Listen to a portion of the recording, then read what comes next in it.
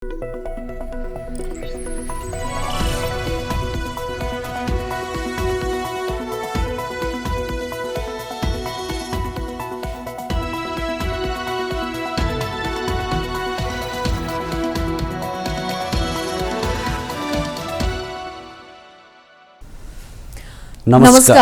Mountain समाचारमा स्वागत छ। म कमला उप्रेती र म खगेन्द्र विष्ट। सुरुमा अहिलेसम्मका मुख्य समाचार।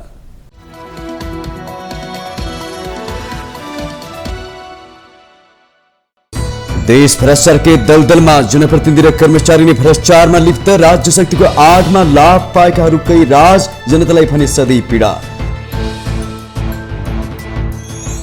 सशस्त्र प्रहरी जवानलाई 16 वर्षमा अवकाश पाउने प्रावधान ल्याउने गृह मन्त्री लेखकको घोषणा। अधिकृतदेखि जवानहरूको आवाज समेटेर कानून बनाएको जेके। सरकारबाट सम्पूरक अनुदान सम्बन्धी कार्यविधि स्वीकृत। विशेष अनुदान, सह लगानी र कोरोना महामारी प्रभावित अति विपन्न परिवार नगद हस्तान्तरण कार्यविधि खारेज। सिमेन्टमा भएको मूल्यवृद्धि तत्काल नियन्त्रण गर्न सार्वजनिक लेखा समितिको निर्देशन। 75% मूल्यवृद्धि नभएको उद्योग मन्त्री दामोदर भण्डारीको दावी। 66 जिल्लामा राष्ट्रिय परिचय पत्रको प्रयोग निजी तथा सरकारी काममा अनिवार्य। थप 11 जिल्लामा पनि तयारी तीव्र। व्यक्तिगत सबै विवरण समेट्न विज्ञहरूको सुझाव। कुपोषण संकटबाट पाकिस्तानले वार्षिक 17 अर्ब डलर आर्थिक क्षति बेहोर्दै। राष्ट्रिय आमदानीको 4.6%, उमेर अनुसारको शारीरिक र मानसिक वृद्धिमा बाधा। र मलेसियामा जारी आइसिसी अन्डर-19 महिला टी20 विश्वकपमा नेपालको लगातार तेस्रो हार। अस्ट्रेलियाले दिएको 140 रन पछ्याएको नेपाल 56 रनमै सीमित।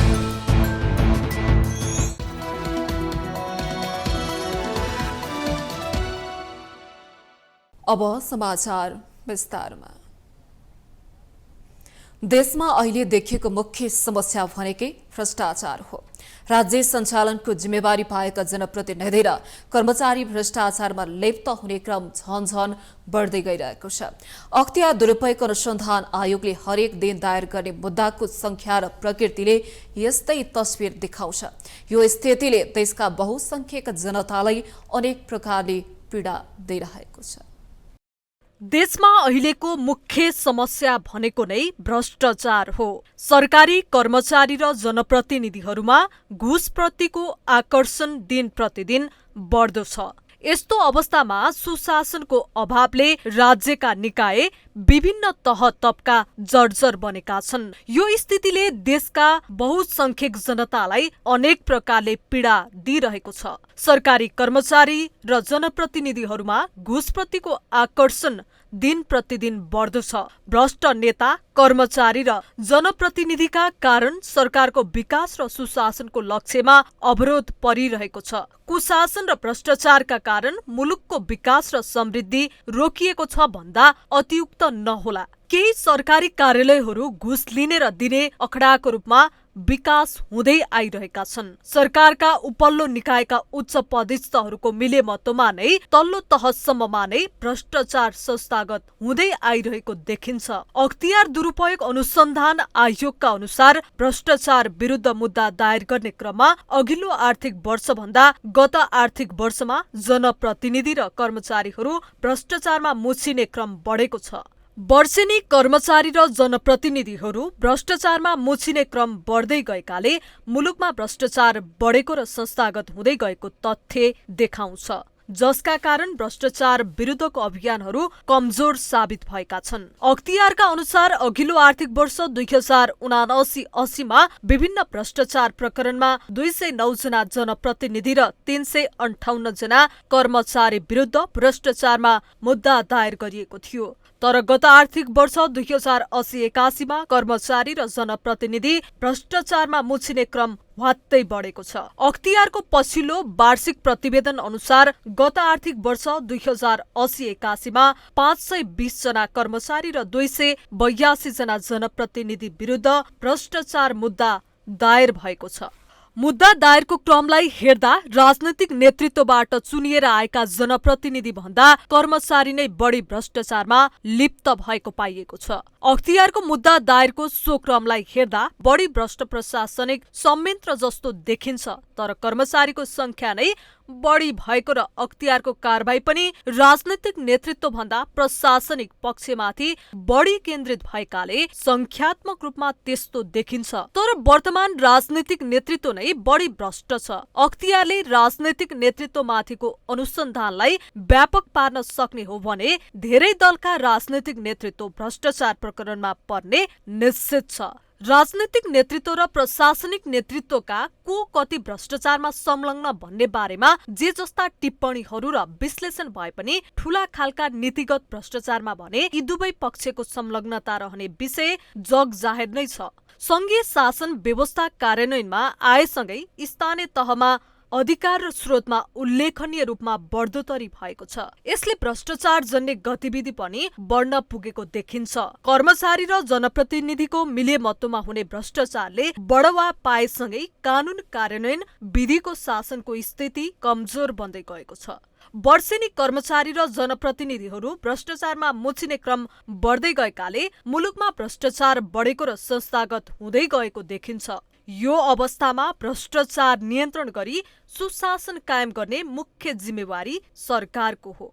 भ्रष्टाचार नियन्त्रण र सुशासन कायम गर्नका लागि पदीय आचरण, नैतिकता, सदाचारिता, निष्ठा, अभिवृद्धि हुने कार्य संस्कृति अवलम्बन गर्नुपर्दछ। भ्रष्टाचार निवारण भनेको सबै तह, क्षेत्र, निकाय मिलेर गर्ने हो। यसका लागि सबै पक्षको सहकार्य आवश्यक हुन्छ। अर्कोतर्फ राज्यका उच्च ओहदामा रहेका कर्मचारी र जनप्रतिनिधिहरू सुध्रिन आवश्यक छ, नभए यसले पछि झनै विकराल रूप लिन सक्छ।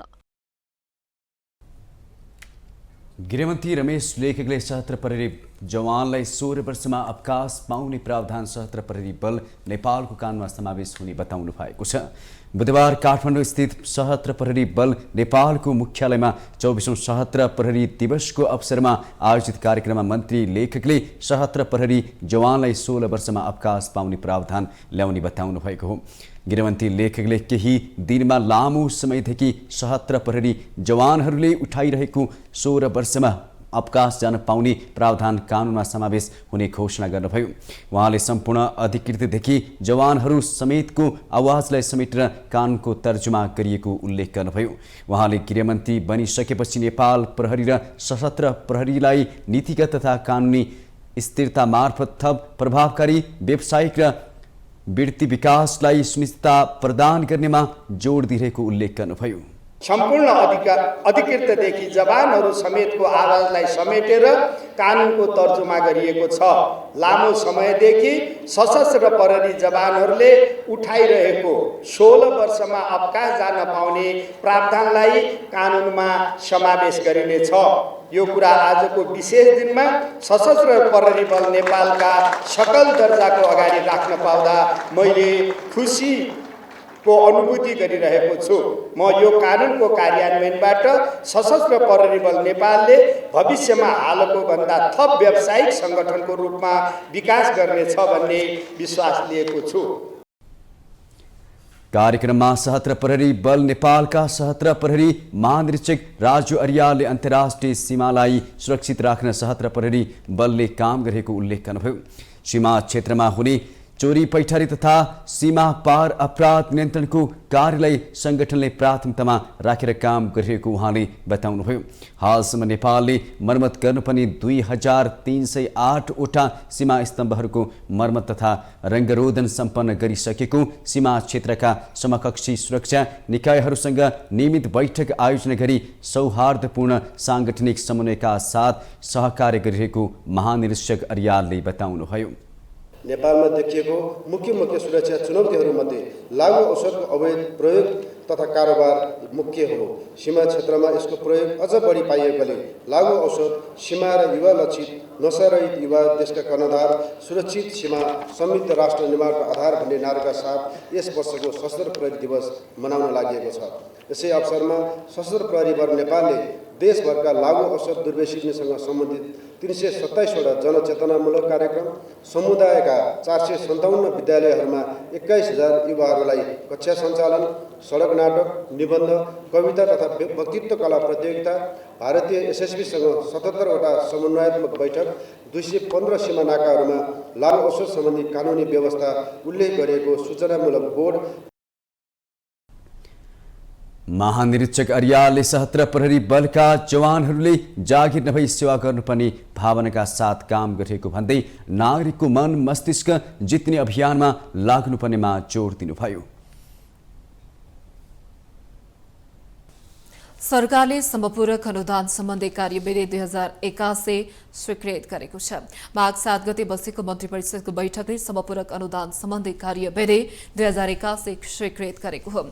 यसैगरी बैठकले विशेष अनुदान सम्बन्धी कार्यविधि 2081, सहलगानी सम्बन्धी कार्यविधि 2077 र कोभिड-19 को महामारीबाट प्रभावित अति विभिन्न परिवार नगद हस्तान्तरण कार्यविधि 2078 खारिज गरेको छ। सरकारले एसियाली विकास बैंकको वैकल्पिक कार्यकारी निर्देशक पदमा नियुक्तिको लागि नेपालको तर्फबाट अर्थ मन्त्रालयका सहसचिव श्रीकृष्ण नेपाललाई मनोनयन गरेको छ।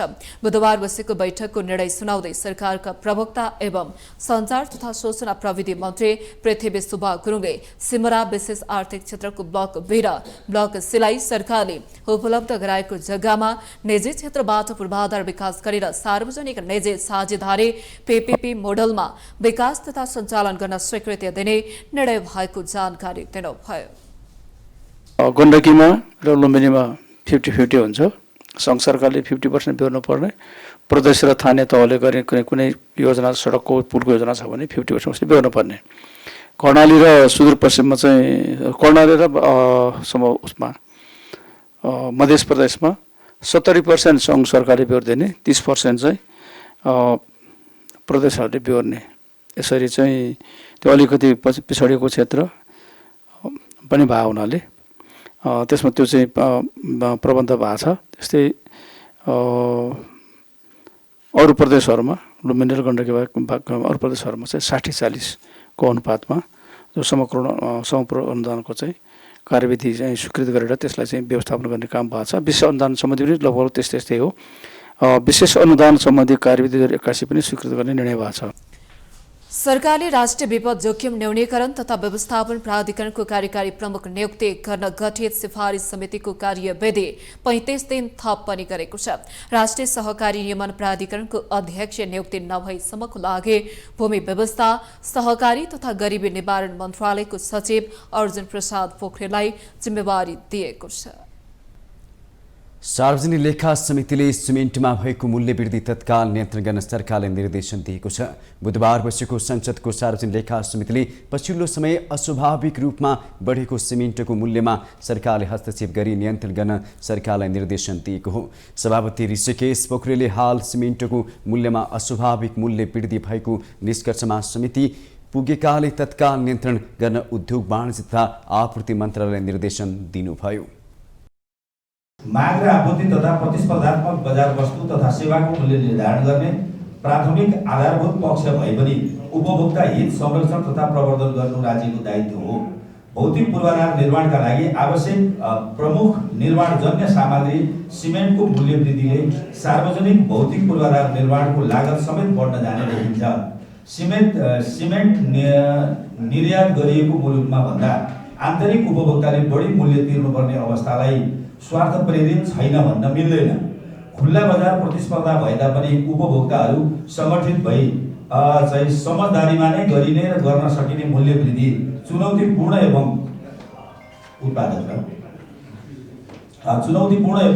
गैर जिम्मेवारीपूर्ण हुने भएकोले सम्बन्धित मन्त्रालयको हस्तक्षेप जरुरी देखिन्छ।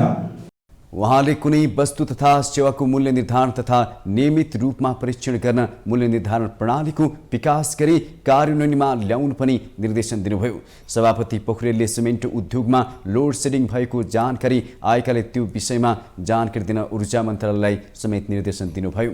बैठकमा उद्योग वाणिज्य तथा आपूर्ति मन्त्री दामोदर भण्डारीले सिमेन्टमा 50 देखि 75% मूल्य नभएको दाबी गर्नुभयो।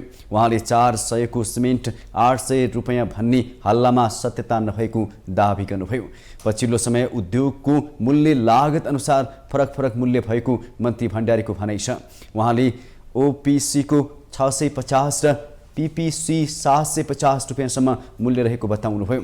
उहाँले सिमेन्टको मूल्य वृद्धिको विषयमा सरकारवालाहरूसँग 4-5 पटक छलफल भएको र अन्तिम पटक माघ 6 गते सहमति भएको जानकारी गराउनुभयो। अहिले हामी चाहिँ उदयपुर हेटौडा फुल फेजमा उत्पादनको तहमा पनि छैन।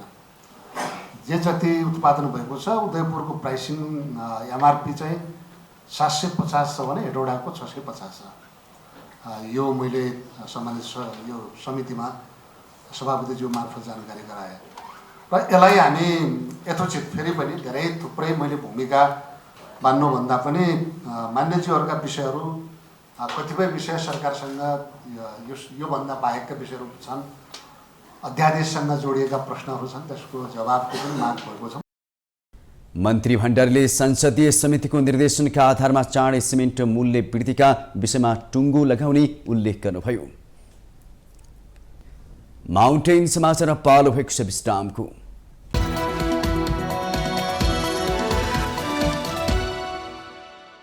विश्रामपछि स्वागत छ। अब बाँकी समाचार। सर्वोच्च अदालतले बाटो खोलिदिएसँगै अब सरकारी सेवामा राष्ट्रिय परिचय पत्र अनिवार्य गर्ने बाटो खुलेको छ। आर्थिक वर्ष 2066-67 को बजेटमै उल्लेख भएर प्रक्रिया अघि बढेकोमा 1.5 दशकपछि सरकार राष्ट्रिय परिचय पत्र अनिवार्य गर्ने तहमा पुगेको हो। राष्ट्रिय परिचय पत्र अनिवार्य गर्ने निर्णय विरुद्ध परेका 5 वटा रेटलाई एकै ठाउँमा राखेर भएको सुनवाईपछि सर्वोच्चको पूर्ण इजलासले रेट खारेज गरेको हो। अब भने राष्ट्रिय परिचय पत्र अनिवार्य गर्न सरकारलाई कानुनी अडचनहरू हटेका छन्।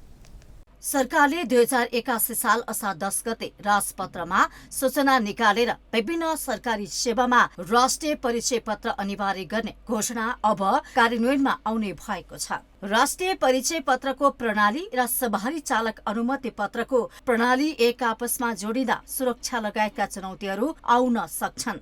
त्यस्ता प्राविधिक समस्या सुल्झाउँदा केही सेवा सुरु गर्न केही समय लाग्न पनि सक्छ। यसमा सम्बन्धित कार्यालयको अग्रसरतामा पनि भर पर्छ। 4 वर्ष अघि 2077 साल मङ्सिर 1 गते विद्युतीय राहदानी वितरण सुरु गरेदेखि नै राहदानी लिन राष्ट्रिय परिचय पत्र नम्बर अनिवार्य छ। यस्तै सरकारले गएको असार 10 गते राजपत्रमा सूचना निकालेर थप सेवाहरूमा राष्ट्रिय परिचय पत्र अनिवार्य गरेको छ। राजपत्रमा उल्लेख भए अनुसार यही माघ 1 गतेदेखि 66 वटा जिल्लामा सामाजिक सुरक्षा भत्ता लिन, स्वास्थ्य बीमा र निवृत्ति भरण सम्बन्धी सुविधा लिन राष्ट्रिय परिचय पत्र अनिवार्य चाहिन्छ। यस्तै सोलुखुम्बु, रसुवा, मनाङ, मुस्ताङ, कालीकोट, मुगु, हुम्ला, डोल्पा, बझाङ, बाजुरा र दार्चुला गरी 11 जिल्लामा आउँदो 2082 सालको 1 गतेदेखि राष्ट्रिय परिचय पत्र अनिवार्य हुनेछ। अशक्त, असहाय र 90 वर्ष माथिका नागरिकलाई भने सामाजिक सुरक्षा भत्ता लगायतका सेवाको लागि राष्ट्रिय परिचय पत्र अनिवार्य हुने छैन। राजपत्रमा उल्लेख भए अनुसार यही माघ 1 गतेदेखि व्यक्तिगत आयकर दर्ता, सवारी चालक अनुमति पत्र, कम्पनी दर्ता तथा नवीकरण, बैंकिङ तथा वित्तीय सेवा, टेलिफोन र मोबाइलको सिम कार्ड लिन, सामाजिक सुरक्षाको सम्बन्धी सेवा र घर जग्गा किनबेचमा राष्ट्रिय परिचय पत्र अनिवार्य चाहिन्छ। नेपाल राष्ट्र बैंकको परिपत्र अनुसार बैंकहरूले ग्राहकको नयाँ खाता खोल्न राष्ट्रिय परिचय पत्रको प्रयोग सुरु गरिसकेका छन्। राष्ट्र बैंकले जारी गरेको निर्देशन अनुसार अहिले नै बैंक तथा वित्तीय संस्थाका सबै खातावालाको लागि राष्ट्रिय परिचय पत्र अनिवार्य गरिएको छैन। तर माघ 1 गतेदेखि नयाँ खाता खोल्ने जोसुकै निम्ति राष्ट्रिय परिचय पत्र नम्बर अनिवार्य गरिएको छ।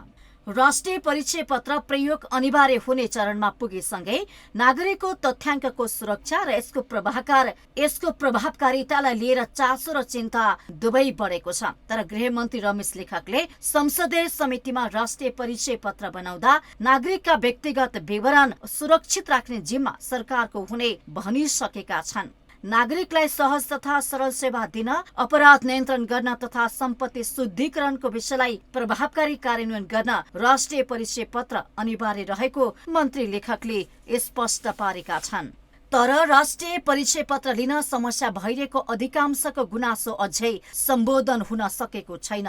राष्ट्रिय परिचय पत्र तथा पञ्जीकरण विभाग भने ठूलो समस्या नरहेको दावी गर्छ। अहिलेसम्म 1,65,00,000 भन्दा धेरै नागरिकको विवरण संकलन भइसकेको छ। त्यसमध्ये 1,61,00,000ले त राष्ट्रिय परिचय पत्रको नम्बर प्राप्त गरिसकेका छन्। यो नम्बरबाट कुनै पनि काम नरोकिने विभागले स्पष्ट गरिसकेको छ।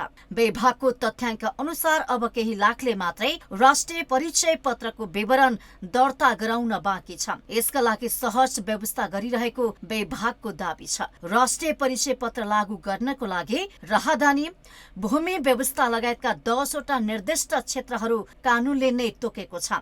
त्यही व्यवस्था अनुसार विभिन्न क्षेत्रमा राष्ट्रिय परिचय पत्र अनिवार्य रूपमा लागू गर्दै जाने सरकारको तयारी पनि छ। हरेक नागरिकले पाउने आफ्नो राष्ट्रिय परिचय पत्रमा अहिले शैक्षिक योग्यता, सवारी लाइसेन्स लगायतका सबै विवरण समेटेका छैनन्। हतारमा राष्ट्रिय परिचय पत्र लागू गरेर भविष्यमा फेरि सबै विवरण समावेश भएन भनेर पछुताउने काम भने गर्नुहुन्न। त्यसैले राष्ट्रिय परिचय पत्रमा सबै विवरण समावेश गर्नेतर्फ एक पटक पुनर्विचार गर्ने कि? प्रतिनिधि सभाको कृषि सहकारिता प्राकृतिक स्रोत समितिले वन डडेलोबाट हुने क्षति न्यूनीकरणका लागि 15 दिनभित्र कार्ययोजना बनाई कार्यान्वयनमा ल्याउन सरकारले निर्देशन दिएको छ। बुधबार सिंहदरबारमा बसेको समिति बैठकले सुक्खा मौसममा सामुदायिक जङ्गलहरूमा डडेलोको प्रकोप बढेर गएकाले त्यसको नियन्त्रणका लागि आवश्यक सावधानी अपनाउन सरकारले निर्देशन दिएको हो। समिति सभापति कुसम देवी थापाले बढ्दो वन डडेलोको कारण मानवीय क्षति समेत हुने गरेको उल्लेख गर्दै वनमा डडेलो लगाउने जो कोहीलाई कानुनी कारबाही गर्न गृह मन्त्रालयले निर्देशन दिनुभयो। समितिले डडेलो सम्बन्धी जनचेतनालाई अझै प्रभावकारी बनाउन नेपाल टेलिभिजनलाई रिङटोन बजाउन अनुरोध गर्ने निर्णय समेत गरेको छ। साथै प्लास्टिक मुक्त देश बनाई वातावरण स्वच्छता राख्ने सम्बन्धमा आउँदो वैशाखबाट काठमाडौँ उपत्यकाबाट सुरु गर्ने गरी आवश्यक तयारी गर्न वन तथा वातावरण मन्त्रालयलाई निर्देशन समेत दिएको छ। डडेलो लाग्ने कार्य नियन्त्रण गर्ने सम्बन्धमा आवश्यक जनचेतना कार्यक्रम सञ्चालन गर्ने र यसका लागि थप प्रभावकारी बनाउनका लागि नेपाल टेलिकमलाई रिङ्गिङ टोन डडेलोको सम्बन्धमा जनचेतनामूलक विषय बनाउन समितिबाट अनुरोध गर्ने। 4 प्लास्टिक मुक्त देश बनाई वातावरण स्वच्छता राख्ने सम्बन्धमा यही 2082 वैशाखबाट काठमाडौँ उपत्यकाबाट सुरु गर्ने गरी आवश्यक तयारी गर्न वन तथा वातावरण मन्त्रालयलाई निर्देशन गर्ने। बैठकमा वन तथा वातावरण मन्त्री ऐन बहादुर शाही ठकुरले वन ऐन संशोधनका तयारी सुरु भइसकेको जानकारी गराउनुभयो।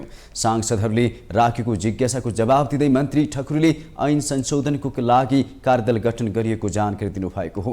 विद्यमान कानुनमा देखेका जटिलता र सावधान बाधाहरू फुकाउने गरी ऐन संशोधन गर्न मन्त्रालयका सहसचिवको नेतृत्वमा कार्यदल गठन गरिएको मन्त्री ठकुरले बताउनुभयो। उहाँले ऐन संशोधनका क्रममा सरकारवाला सबैसँग छलफल गरेर हाल रहेका समस्या समाधान हुने गरी ऐन संशोधन गर्ने प्रतिबद्धता व्यक्त गर्नुभयो। मन्त्रालयका सहसचिवको नेतृत्वमा वन ऐन संशोधनको एउटा कार्यदल बनेको छ। राष्ट्रिय निकुञ्ज तथा वन्यजन्तु संरक्षण ऐनमा अर्को सहसचिवको नेतृत्वमा एउटा कार्यदल बनेको छ भने वातावरण संरक्षण ऐन र नियमावलीको बारेमा एउटा अर्को सहसचिवको नेतृत्वमा एउटा टिम बनेको छ। त्यसैले हामीले ती सबै टिमहरू तयार पारिसकेका छौँ यसको संशोधनको एउटा खाका तयार पार्नलाई र उहाँहरूले सम्पूर्ण सबैसँग सरकारलाई सबैसँग उहाँले छलफल गर्नुहुनेछ।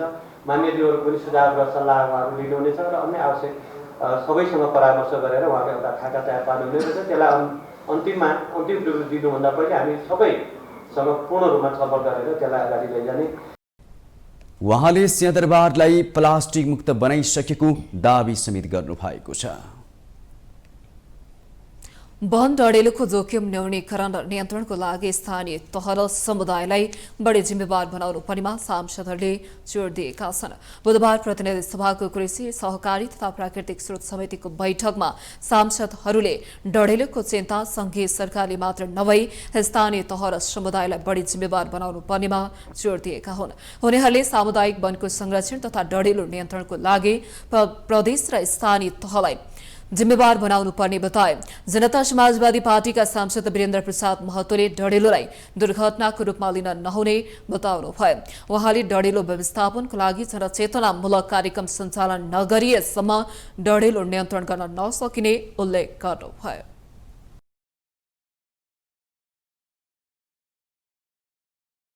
हामीले जबसम्म एउटा जनचेतनामूलक कार्यक्रमहरू हामी ल्याउन सक्दैनौँ, हाम्रो सहकार्य सङ्घ प्रदेश र स्थानीयको सहकार्यमा यसलाई जुन ढङ्गबाट वनमा डढेलो लाग्छन्, जहाँ आगो लाग्छ, जहाँ लगाउने मान्छेहरू हुन्छन्, या त्यो जानेर होस् या नजानेर होस्, त्यो चिजलाई हामीले अलिकति अघि पनि कुरो आइसक्यो, सदरमुकाममा या राजधानीमा गोष्ठीको रूपमा या यसलाई जनचेतना उसको रूपमा यो बजेट सघाउनु भन्दा पनि जुन जुन पोकेट एरियाहरू छ त्यो पोकेट एरियाभित्र स्थानीयसँग हामीले सहकार्य गर्न सक्यौँ, उनीहरूलाई बुझाउन सक्यौँ भने हामीलाई अलिकति यसबाट फलदायी चाहिँ हुन सक्छ।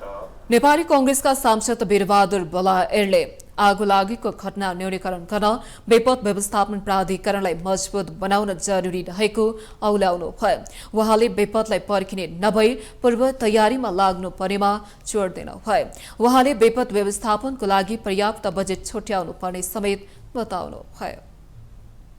किन लडाइँ हुन्छ सामुदायिक वनमा चाहिँ त्यो कमिटीमा जाने, त्यो कमिटीमा बस्ने 10 वर्षसम्म बसेको मानिसको जनजीवन कस्तो छ, तपाईँहरूका बालबच्चा कहाँ बस्छन्, तपाईँहरूको दबाई खवाई कस्तो छ, अनि किन के कुराका लागि त्यो वनबाट साझा त्यो वनबाट चाहिँ वनको स्रोतबाट आउने चिजहरूबाट आउने इन्कम कति हो, त्यो इन्कम कति त्यसबाट एलोकेट गर्न सकिन्न। आफ्नो चाहिँ सामुदायिक वनलाई चाहिँ संरक्षण गर्नका लागि खालि राज्यलाई मात्रै, कर्मचारीलाई मात्रै सबैतिर हुनु पर्यो नि। अझ भनिदिनु भयो कि यहाँ चाहिँ सांसदहरूको कोष पनि होला भनेर। सांसद यतिका पार्टी छ नि, कसको कोष छ यहाँ, हामीसँग के को कोष? एउटै कार्यक्रम दिएको थियो, त्यो पनि अदालतले चाहिँ हामीलाई चाहिँ त्यसै पनि चाहिँ काम समात्यो। नेकपा एमालेकी सांसद सरस्वती सुब्बाले मुलुक संघीय संरचनामा गइसके भने विपद व्यवस्थापनको सवालमा तीन तहको सरकारबीच समन्वयको अभाव भइरहेको बताउनुभयो। उहाँले प्रदेश र स्थानीय तहको चासो नदिँदा चैत वैशाखको समयमा पूर्व पश्चिम राजमार्ग डढेलोले हिँड्न लायक नहुने बताउनुभयो। पूर्व पश्चिम राजमार्ग यदि गाडीमा हिँड्ने हो भने हिँड्नै सकिन्न। त्यहाँको प्रदेश सरकारको वन मन्त्रालय र स्थानीय सरकारको वनको चाहिँ एउटा विभाग हेर्ने टिमलाई कुनै पनि चिन्ता हुँदैन। स्थानीय तहमा खानेपानी भएन भने मेयर साहबहरू खाली गाडी लिएर काठमाडौँ आउन चाहिँ सक्ने, अनि आफ्नो नजिकको पालिकाभित्र आगो लाग्यो भने आगो लाग्न अगाडि सामुदायिक वन होस् अथवा राष्ट्रिय वन होस् अथवा निजी वन होस् अथवा नजिकको निकुञ्ज होस्, कम्तीमा हामी अग्निरेखा बनाउन नसक्ने जुन खालको परिस्थिति छ, त्यसले गर्दा हरेक वर्ष हामीले नागरिकहरू गुमाउनै पर्छ, गुमाइरहेकै छौँ। बैठकमा डढेलो प्रकोप न्यूनीकरणको लागि सरकारवालाहरूसँग छलफल गरिएको हो। समितिको काम कारबाहीलाई प्रभावकारी बनाउन सांसदले सभापतिको ध्यानाकर्षण गराएका छन्। बुधबार सिंहदरबारमा बसेको पूर्वाधार विकास समितिको बैठकमा सांसदले समितिले प्रभावकारी बनाउन सभापतिको ध्यानाकर्षण गराएका हुन्। उनीहरूले विधेयक वर्षौंसम्म अड्काएर राख्नु नहुनेमा जोड दिए। समितिमा आएको जलस्रोत विधेयक 2081 सहितका अन्य विधेयकहरू छिटो टुङ्ग्याउनु पर्ने सांसदहरूको जोड छ। नेकपा एमाले सांसद महेश बस्नेतले अर्थतन्त्रलाई गतिशील बनाउने सन्दर्भमा पनि पूर्वाधार विकास समितिको भूमिका महत्त्वपूर्ण रहेको बताउनुभयो। सरकारले आफ्नो क्रय शक्तिलाई पूर्ण रूपमा सञ्चालन गर्न नसक्दा गरिबी घटाउन र विकास निर्माण अघि बढाउन नसकिरहेको उहाँले तर्क गर्नुभयो। सबैभन्दा ठुलो क्रेता यो राष्ट्रमा सबैभन्दा ठुलो क्रेता भनेको नेपाल सरकार हो। तर नेपाल सरकारले आफ्नो क्रय शक्तिलाई चाहिँ पूर्ण रूपमा सञ्चालन गर्न नसकिसकेपछि आम रूपमा स्रोत र साधन तल जान सकिराखेको छैन, जसका कारणबाट हामी गरिबीलाई जुन न्यूनीकरण गर्ने घटाउने भनेर भन्छौँ र विकासलाई अगाडि लाने भन्छौँ त्यो गर्न सकिराखेका छैनौँ। त्यसैले यो जिम्मेवारी हाम्रो काँधमा छ। तसर्थ हामीले भइराखेका आयोजनाहरूको प्रगतिका सन्दर्भमा समय समयमा चाहिँ यहाँ समितिलाई ब्रिफ गर्नुपर्ने। नेकपा एकीकृत समाजवादीका सांसद प्रकाश ज्वालाले सरकारलाई दबाब दिएर भए पनि समितिमा आएको जलस्रोत विधेयक सहितका विधेयकहरू छिटो टुङ्ग्याउनु पर्ने उल्लेख गर्नुभयो। उहाँले समितिमा परेका उजुरीका सम्बन्धमा उपसमिति गठन गर्न माग गर्नुभयो। हिजो मैले सुने लेखा समितिको बैठकले उजुरी सम्बन्धी छानबिन गर्न छलफल गर्न एउटा उपसमिति नै बनाएछ। हाम्रोमा पनि त्यो लेखा समितिका भन्दा कम उजुरी त यहाँ छैनन्, कम महत्त्वपूर्ण पनि छैनन्। त्यसैले उजुरीका सन्दर्भमा हामीले एक दुईचोटि छलफल गर्न फेरि कता गए यिनीहरूको चाहिँ टुङ्गो लाउँदै जानुपर्छ क्या। अब यो छलफल नगर्ने भनेपछि त्यसलाई पेन्डिङ गरौँ, छलफल गर्ने भनेपछि क्लियर गर्दै जाउँ, अनुगमन गर्नुपर्ने भए अनुगमन गरौँ। उजुरीको विषय एउटा हाम्रो समितिको निम्ति एउटा महत्त्वपूर्ण विषय हो नै। त्यसैगरी नेकपा माओवादी केन्द्रका सांसद शक्ति बहादुर बस्नेतले समिति सदनप्रति जवाबदेही हुन नसकेको आरोप लगाउनुभयो। उहाँले समिति र सदनप्रति बढी जवाबदेही हुनुपर्नेमा सरकारप्रति भएको दाबी गर्दै काम कारबाहीलाई व्यवस्थित गर्न आग्रह गर्नुभयो। हाम्रा संसद सञ्चालनका नियमावलीमा लेखिएका कुराहरू बाहेक हाम्रा परम्परा र अभ्यासहरूलाई पनि हामीले नियमावलीकै तहत राख्ने गरेर काम गरिराखेका हुन्छौँ र हाम्रा समितिहरूको सञ्चालन विधिमा यो एउटा अभ्यासको रूपमा स्थापित हुँदै आइराखेको विषय छ। अस्ति त हामीले त्यस कारण यिनी विषयहरूलाई अलिकति ख्याल गरेर कार्यतालिका भन्नुको कारण पनि यो थियो।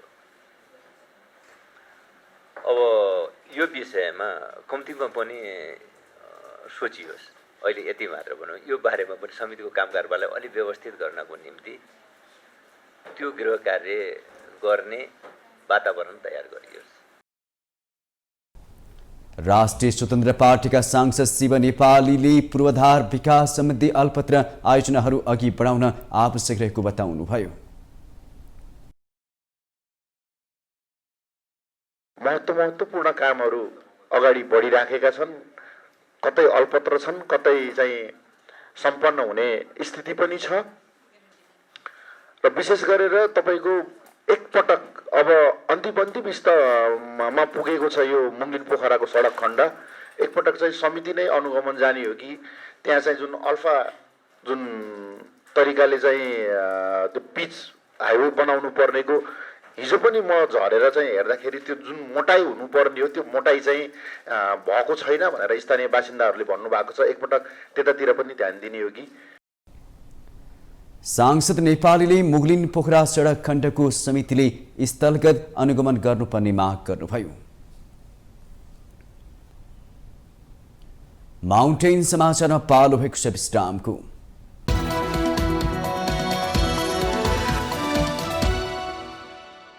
विश्रामपछि स्वागत छ। अब बाँकी समाचार। नेकपा माओवादी केन्द्रका सांसद माधव सापकोटाले ऊर्जा जलस्रोत तथा सिंचाई मन्त्री दीपक खड्का र ऊर्जा राज्य मन्त्री पूर्णबहादुर तामाङले डकैतीको शैली अपनाएको आरोप लगाउनु भएको छ। बुधबार सिंहदरबारमा बसेको पूर्वाधार विकास समितिको बैठकमा उहाँले मन्त्री र राज्य मन्त्रीले 454 मेगावाटको किमाथाङका अरूण परियोजनामा नियम मेचेर डकैतीको शैलीमा निर्णय गर्ने प्रयास गरेको आरोप लगाउनु भएको हो। उहाँले जगदुल्ला हाइड्रो पावरको विषयमा मन्त्री खड्काले प्रतिस्पर्धी अन्य 7 कम्पनीलाई पछि हट्न लगाई एउटा कम्पनीले मात्रै छनौट गरेको भन्दै आपत्ति जनाउनु भयो। सांसद सापकोटाले 1902 मेगावाटको मुगु कर्णाली जलविद्युत परियोजनामा पनि नियम मेचिएको आरोप लगाउनु भयो। उहाँले नियम विद्युत नेपाल विद्युत प्राधिकरणका कार्यकारी निर्देशक कुलमान घिसिङसँग प्रतिशोध साधेर प्राधिकरणमै मन्त्रीले कार्यकक्ष स्थापना गर्नु देशको बेइज्जती भएको बताउनुभयो। सरकार र मन्त्रीलाई उत्तरदायी बनाउने काम समितिले गर्नुपर्ने उहाँको भनाइ छ। बसेर जलस्रोत विधेयक चाहिँ रिराइट गर्ने तहबाट छलफल गरेर आउनुभएको बुझ्यो। आजको बैठक तपाईहरुले स्थगित गरेको, तपाईहरुले मन्त्रीजीलाई चाहिँ रिराइट गर्ने अधिकार दिनुभयो। सरकार भनेको त अविछिन्न उत्तराधिकार हो नि, सरकारले ल्याएको विधेयक हो नि त्यो विधेयक। ऊर्जा मन्त्रालयले नै हाम्रो संसदमा ल्याएको हो, फुल हाउसले हामीलाई वर्कआउट गर्नका लागि दिएको हो। संशोधनकर्ता मान्यजीहरूका हामी सबै रायहरू धारणाहरू सुन्यौं, विज्ञहरूसँग वर्कआउट गरेको छलफल चलिराखेको छ। यी सबै कुरा विधेयकको लास्टमा पुगेपछि अहिले के आइलाग्यो त्यस्तो कि फेरि त्यसलाई रिराइट गर्ने तहमा पुगेर आज हामी दफावार हिसाबले टुङ्ग्याउने भनेको कुरा चाहिँ स्थगित गरेर विषय नै कन्भर्ट गरेर एजेन्डा नै तपाईहरुले बदलिदिनु भयो। सांसद सापकोटाले कुनै छलफल र परामर्श नगरी होटलमा समितिको बैठक बोलाइएको प्रति आपत्ति जनाउनु भयो। होटलमा बसेर जलस्रोत विधेयक रिराइट गर्ने गरी निर्णय गर्नु आपत्तिजनक रहेको उहाँले बताउनुभयो। नेपाल जग्गा तथा आवास विकास महासंघले सरकारले ल्याएको अध्यादेशलाई स्वागत गरेको छ। सरकारले आर्थिक तथा व्यावसायिक वातावरण र लगानी अभिवृद्धि गर्न भन्दै अध्यादेश मार्फत गरेको 1/7 दर्जन कानून संशोधनलाई नेपाल जग्गा तथा आवास विकास महासंघले स्वागत गरेको हो। बुधबार काठमाडौँमा पत्रकार सम्मेलन गरेर महासंघले भूमि सम्बन्धी अध्यादेश निकै सकारात्मक रहेको भन्दै अध्यादेशको स्वागत गरेको हो। संशोधनमा भूमि सम्बन्धी व्यवस्थालाई पनि परिमार्जन गरेको छ। सरकारको यो सुधारले घर जग्गा व्यवसायीहरूलाई मात्रै नभएर समग्र निजी क्षेत्रलाई उत्साहित बनाएको प्रतिक्रिया दिएका छन्। महासंघका अध्यक्ष विष्णु प्रसाद घिमिरेले सरकारले ल्याएको अध्यादेश स्वागत गर्दै हाउसिङ विदेशी लगानी भित्र्याउन आवश्यक रहेको उल्लेख गर्नुभयो। जग्गाको कारोबार विद्युतीय माध्यमबाट गर्न सरकारलाई सुझाव दिँदै अध्यक्ष घिमिरेले जग्गाको मूल्य र कर्जा धितोको अनुपातका साथ आवास खरिदका लागि आमदानीको स्रोत खुलाउनु पर्ने हालको व्यवस्थालाई नेपाल राष्ट्र बैंकले लचकता अपनाएर पुनर्अवलोकन गर्न आग्रह समेत गर्नुभयो। उहाँले सरकारले घर जग्गामा लाग्दै आएको हदबन्दीमा सुधार स्वागत योग्य गरेको बताउनुभयो।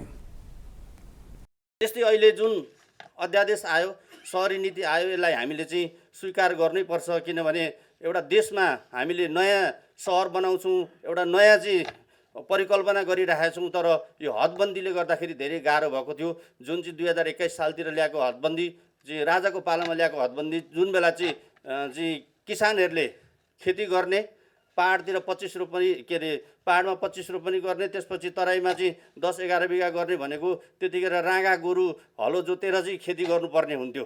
त्यो खेती गर्नको लागि छुट्याइएको हदबन्दीलाई अहिलेसम्म कायम निरन्तरता गरेको र हामी ठुला सहरहरू बनाउँछौँ भन्दै गर्दाखेरि त्यो हाम्रो हदबन्दीले गर्दा रोकिरहेको हुनाले अहिले केही सुधारहरू आएको हुनाले यो सरकारप्रति हामी धेरै आभारी छौँ।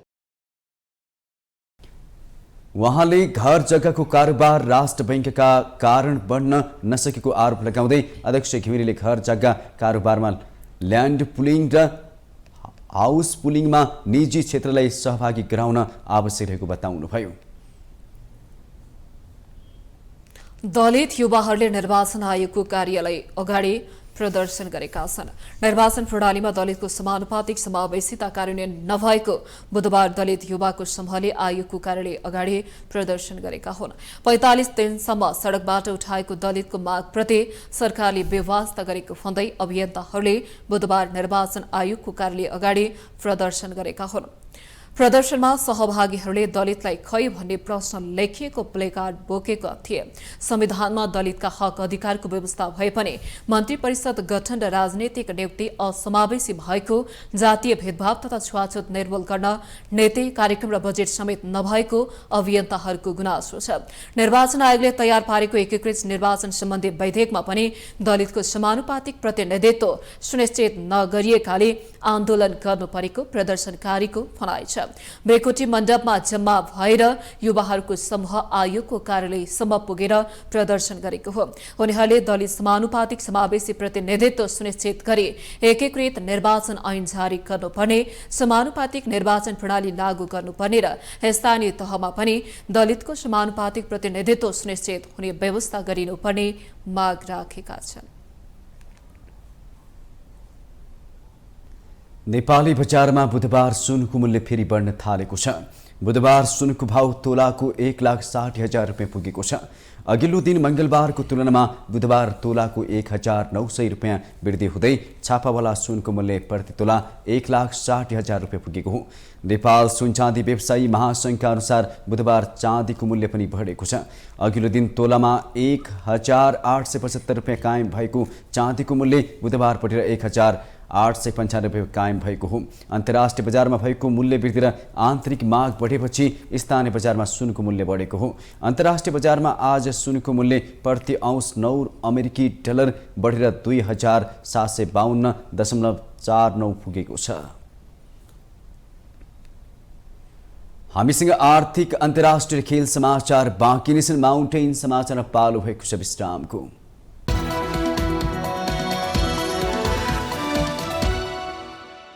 विश्रामपछि स्वागत छ। अब पालो आर्थिक समाचारको। आर्थिक समाचारको साथमा एनआईसी एशिया बैंक पनि साथी पनि राम्रो पनि हाम्रो पनि।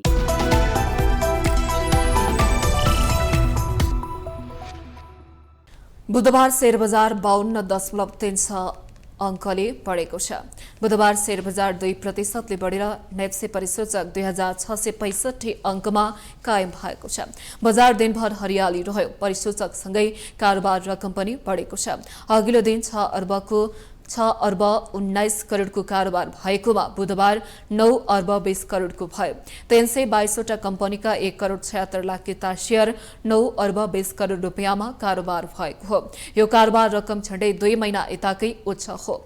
यसअघि गएको मङ्सिर 17 गते 10 अर्ब रुपियाँ भन्दा धेरैको कारोबार भएको थियो। कुल 196 कम्पनीको मूल्य बढ्दा 37 को घट्यो भने 9 को स्थिर रह्यो। सबै सेक्टरका सूचक बढेका छन्। अन्य समूह सबैभन्दा धेरै 4.24% बढ्यो। बैंकिङ 1.32, विकास बैंक 2.74, फाइनान्स 0.89, होटल तथा पर्यटन 2.71, हाइड्रो पावर 2.12, लगानी 3.82, जीवन बीमा 1.89, माइक्रो फाइनान्स 1.07, उत्पादन 0.08, निर्जीवन बीमा 1%, व्यापार 2.45% बढे। हाइक्याप कम्पनीमा लगानीकर्ताको आकर्षण देखिएको छ। धेरै मूल्य बढ्ने कम्पनीमा HIDCL, NEPRA, Nepal पुनर्बीमा, Himalayan re insurance, Nepal life insurance जस्ता हाइक्याप कम्पनी पनि अगाडि रहे। दुई कम्पनी कर्पोरेट डेभलपमेन्ट बैंक र दुल्ती पावरको मूल्य 10% बढ्यो। ग्रेन डेभलपमेन्टको 9.8, HIDCL को 8.4, सुपरमादी हाइड्रो पावरको 8.2% मूल्य बढ्यो। बाराही हाइड्रो पावरको मूल्य 8.2% घट्यो। रिभर फल्स पावरको 5.6, विन्ड नेपाल लघुवित्तको 2.8% घट्यो। कारोबार रकमको आधारमा NRNA इन्फ्रास्ट्रक्चर, नेपाल पुनर्बीमा company, Himalayan re insurance, CSDC र सप्तकोशी विकास बैंक अगाडि देखिए। अब पालो अन्तर्राष्ट्रिय समाचारको।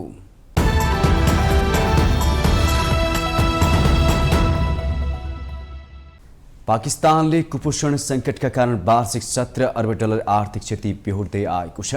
न्युट्रिसन इन्टरनेसनलको पछिल्लो प्रतिवेदन अनुसार वार्षिक 17 अर्ब डलर आर्थिक क्षति पाकिस्तानको कुल राष्ट्रिय आमदानीको 4.6% हो।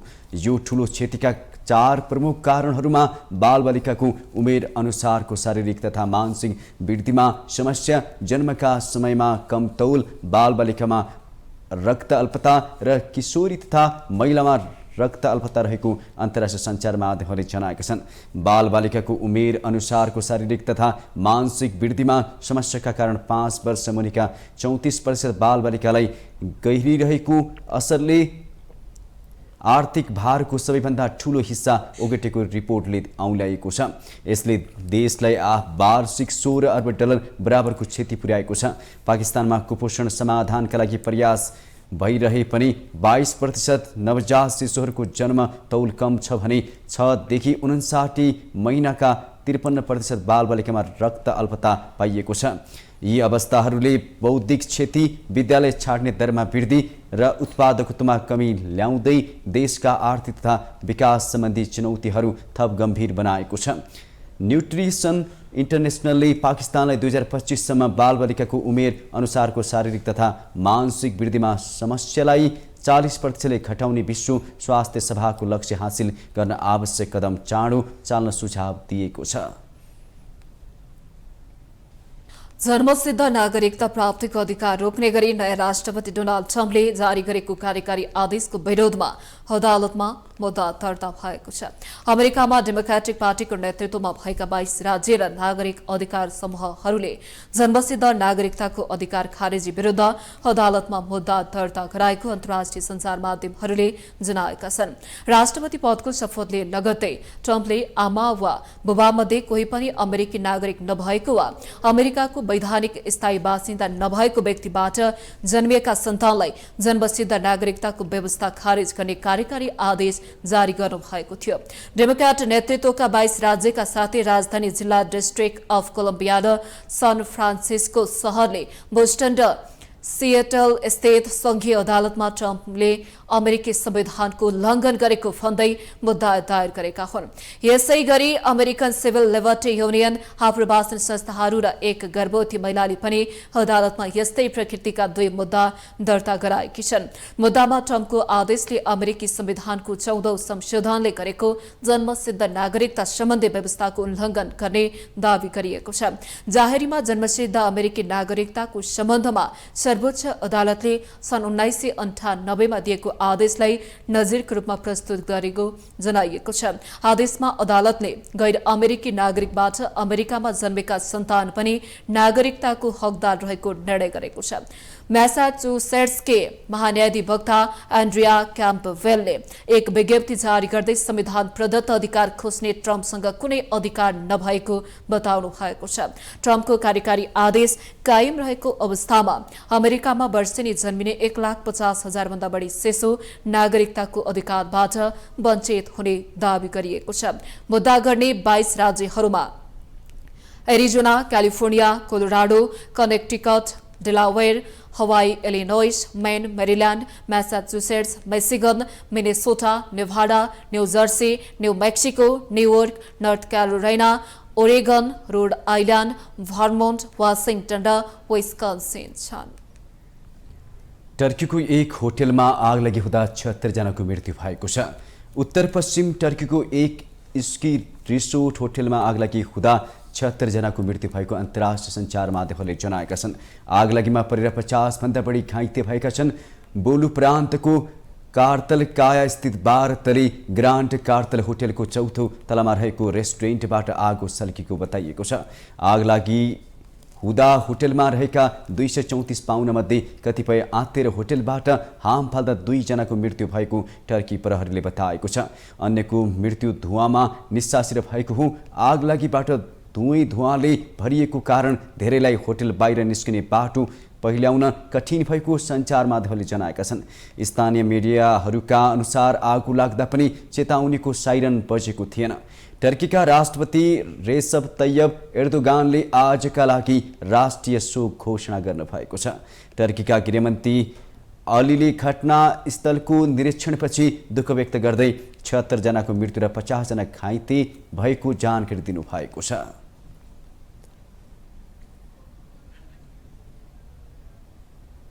अब पालो खेल समाचारको।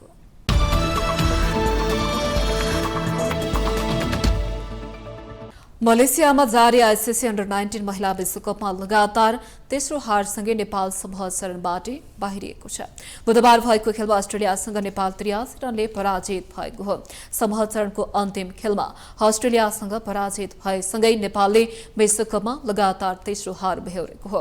अस्ट्रेलियाले दिएको 140 रनको लक्ष्य पछ्याएको नेपालले निर्धारित 20 ओभरमा 8 विकेट गुमाएर 56 रन मात्र जोड्न सक्यो। कप्तान पूजा महतोले 18 रन जोडिन्। पूजा बाहेक अन्य नेपाली ब्याटरले दोहोरो अङ्कमा रन बनाउन सकेनन्। अस्ट्रेलियाको लागि जुलेटी मटोन, लिली वाशिङथवाइट र हर्षरथ गिलले 2 विकेट लिए। त्यसअघि मलेसिया स्थित यूकेएम क्रिकेट ओभलमा टस जितेर ब्याटिङ रोजेको अस्ट्रेलियाले 20 ओभरमा 6 विकेट गुमाएर 139 रनको योगफल तयार गर्यो। अस्ट्रेलियाको कावेमे ब्रेले 34 बलमा 3 चौका र 3 छक्का सँगै 45 रन जोडिन्। 14 रन जोड्दा 3 विकेट गुमाएर खराब सुरुवात गरेको अस्ट्रेलियाको लागि एल नरा लोरास र कावेइमे ब्रेले चौथो विकेटको लागि 72 रनको साझेदारी गर्दै बलियो योगफलमा पुर्याए। लोरासले 31, हसरत गिलले नट आउट 23 रन बनाइन्। नेपालका कप्तान पूजाले 3, सिमाना केसीले 2 र रिया शर्माले 1 विकेट लिए। पराजित नेपालले शुक्रबार प्ले अफ खेलमा समूह 1 को चौथो हुने टोलीसँग खेल्नेछ। बिहिबार मलेसिया र वेस्ट इन्डिज बीचको खेलबाट नेपालको प्रतिद्वन्दी तय हुनेछ। खेलका 3 खेल जितेको अस्ट्रेलिया अपराजित रहँदै सुपर 6 मा पुगेको छ।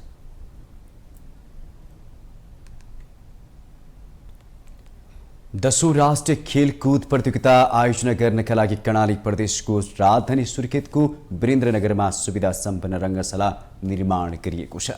10,000 दर्शक क्षमताको प्याराफिट सहित फुटबल मैदान र एथलेटिक्सका खेलहरू एक साथ सञ्चालन गर्न सकिने गरी संरचना निर्माण गरिएको हो। 2078 मङ्सिर 20 गते तत्कालीन मुख्यमन्त्री जीवन बहादुर शाहीले शिलान्यास गरेको वीरेन्द्रनगरको सुविधा सम्पन्न रङ्गशाला 3 वर्षमा बनेको छ। रङ रोगनका केही काम पनि यही महिनामै सकाएर निर्माण व्यवसायीले कर्णाली प्रदेश सरकारलाई हस्तान्तरण गर्ने तयारी भइसकेको छ। आयोजनाको लागि कर्णाली प्रदेश सरकारले भ्याट सहित कुल 1,49,47,47,000 ठेक्का सम्झौता गरेको हो। निर्माण जिम्मा पाएको एमएससी जीएसएलजेभीले 2081 जेठ 11 गते काम सकाउनु पर्ने भए पनि कोरोनाका कारण चिनिया नाका नखुलेकाले ढुवानीमा समस्या हुँदा 7 महिना ढिलो भएको निर्माण पक्षले जनाएको छ। आसन्न 10औं राष्ट्रिय खेलकुद प्रतियोगिताका लागि संरचना निर्माणको सबै काम भने सकिएको निर्माण पक्षका प्राविधिक पुरुषोत्तम बराल बताउँछन्। भिआइपी पाराफिट तर्फ माथिबाट आकर्षक टनेल बनाइएको छ। रङ्गशाला भित्रिन र बाहिरिन 12वटा साना तथा ठूला गेटहरू बनाइएको छ। भिआइपी पाराफिट मुनिको 2 तला अफिसियल काम र खेलाडीहरूका लागि पर्याप्त हलहरू छन्। साथै 200 भन्दा बढी 4 पाङ्ग्रे तथा 2 पाङ्ग्रे सवारी साधन राख्न मिल्ने अन्डरग्राउन्ड पार्किङ बनाइएको छ। मुख्य रङ्गशालाको बाहिरपट्टि भलिबल कोर्ट, बास्केटबल, स्विमिङ कोर्टहरू तयार भइसकेका छन्। छेउछेउमा 2 ठूला कबड हलहरू निर्माण गरिएका छन् जहाँ एक साथ 12वटा खेल खेलाउन सकिनेछ।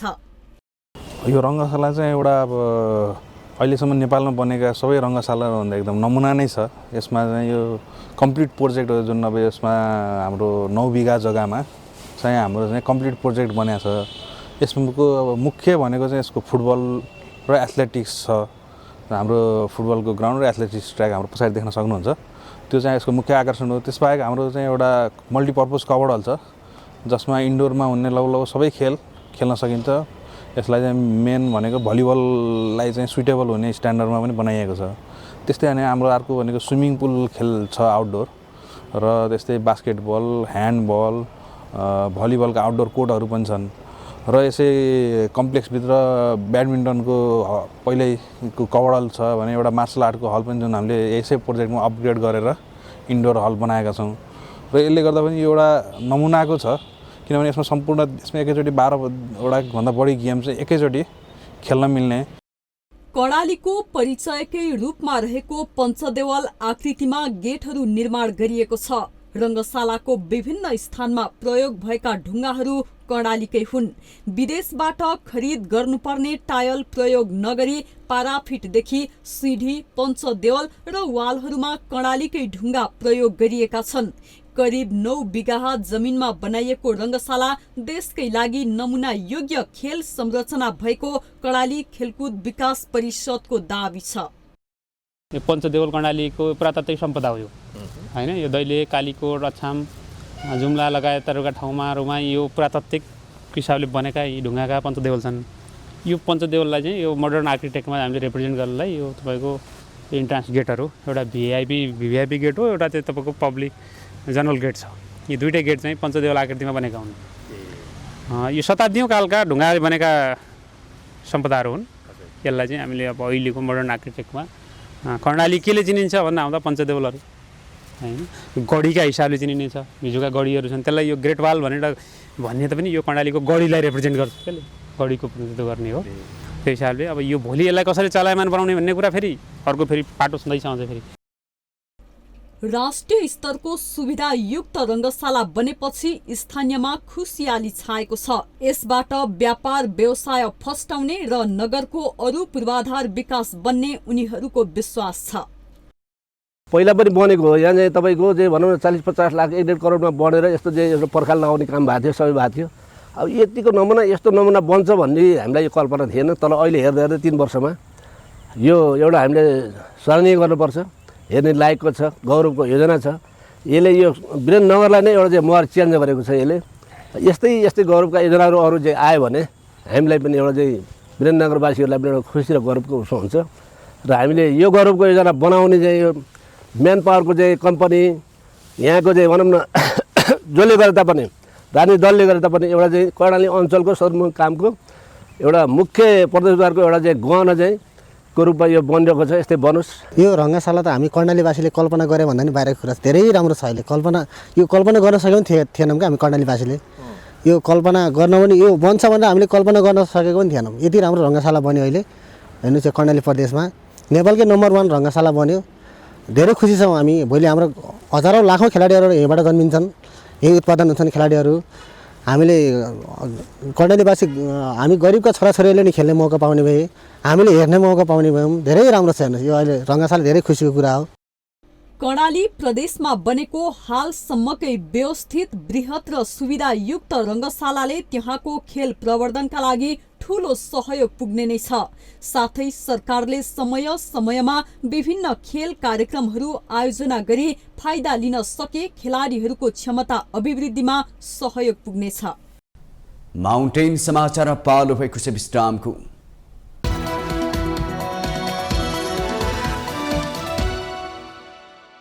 यससँगै हामी माउन्टेन समाचारको अन्त्यमा आइपुगेका छौं। जाँदा जाँदै मुख्य समाचार पुनः एकपटक।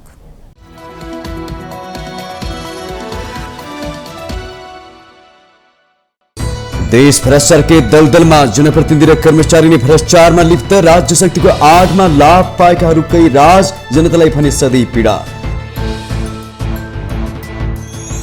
सशस्त्र प्रहरी जवानलाई 16 वर्षमा अवकाश पाउने प्रावधान ल्याउने गृह मन्त्री लेखकको घोषणा। अधिकृतदेखि जवानहरूको आवाज समेटेर कानून बनाएको जेके। सरकारबाट सम्पूरक अनुदान सम्बन्धी कार्यविधि स्वीकृत, विशेष अनुदान सह लगानी र कोरोना महामारी प्रभावित अति विपन्न परिवार नगद हस्तान्तरण कार्यविधि खारेज। सिमेन्टमा भएको मूल्य वृद्धि तत्काल नियन्त्रण गर्न सार्वजनिक लेखा समितिको निर्देशन। 75% मूल्य वृद्धि नभएको उद्योग मन्त्री दामोदर भण्डारीको दावी। 66 जिल्लामा राष्ट्रिय परिचय पत्रको प्रयोग निजी तथा सरकारी काममा अनिवार्य, थप 11 जिल्लामा पनि तयारी तीव्र, व्यक्तिगत सबै विवरण समेट्न विज्ञहरूको सुझाव।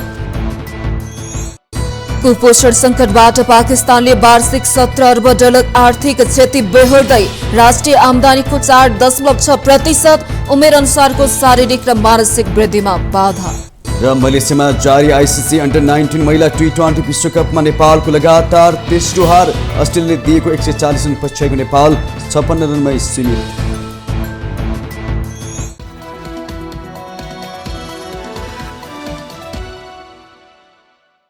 माउन्टेन समाचार अहिलेलाई सकियो। सत्य, तथ्य र निष्पक्ष समाचारका लागि माउन्टेन टेलिभिजन HD हेर्दै रहनुहोला।